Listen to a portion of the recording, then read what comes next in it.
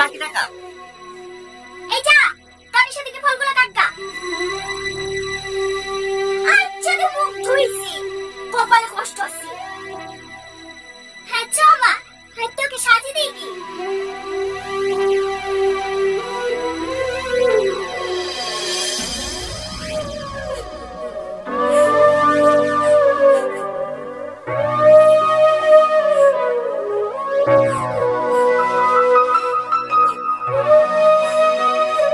কাঁদেন না, আপনি এবারে বড় মেয়ে হওয়ার পরেও আপনার উপরে যেভাবে অত্যাচার করে দেখে আমারই কষ্ট হয়।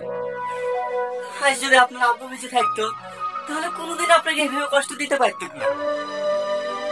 আপনি যত তাড়াতাড়ি পারেন ভালো একটা ছেলেকে বিয়ে করে এ বাড়ি থেকে চলে যান। চুপ করো, তোমার ভালো গানটা বলিনি। এই সালমা, মানুষ চলে এসেছে, তাড়াতাড়ি ফলগুলো রেডি করে নিয়ে আয়। ইয়া আসিমা,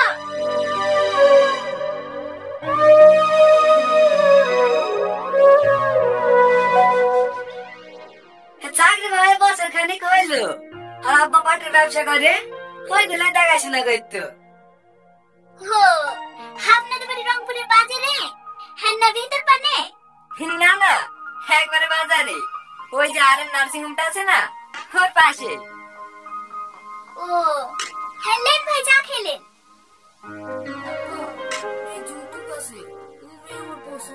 এখন বকিস নি, চুপ কর। দেখান, আমি তো লিখেছি।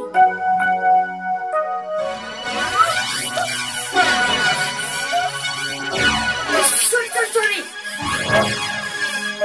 চলছে নাকি? না না, ঠিক আছে।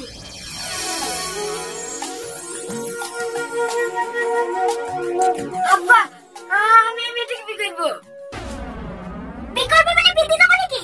একটা মেয়েকে দেখতে সারাটা মেয়ে থেকে নজর, আপনার তো চরিত্রই ভালো না। বেরেন বাড়ি থেকে। বাবু চ।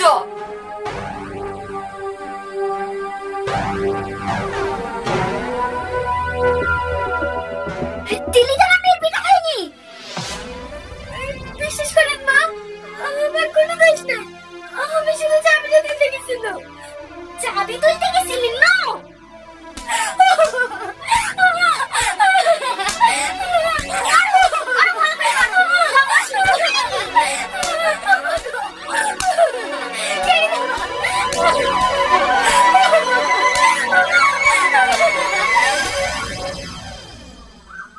আর সেরকম ছেলে আছে? ছেলে থাকবে না কেন? ওর থেকে কত বড় ছেলে আছে। সমস্যা তো হচ্ছে আপনার সৎ মেয়ের লেগে। প্রায় তো অনেক লোক বিয়ে ভেঙে দিছে, বলছে বড় মেয়েকে রেখে ছোট মেয়ের বিয়ে দিছে। তাকে না আপনি আগে বড় মেয়েটার বিয়ে দেন। ওর বিয়ে দেবো কি করে?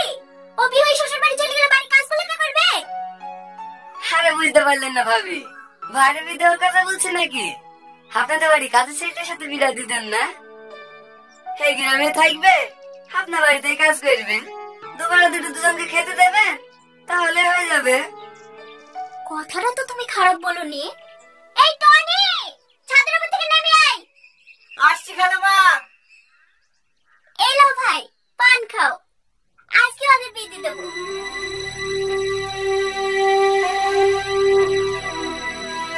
হ্যাঁ বলুন খালামা। ধানগুলো গোছানো হলো? হ্যাঁ খালামা, হয়ে গেছে, আর তো বসতে মতন হবে। ঠিক আছে, আমি পরে করিস। যা পাঞ্জাবি পরে আয়গা। কেন খালামা? আর মেয়ের সাথে তোর বিয়ে দেবো। আ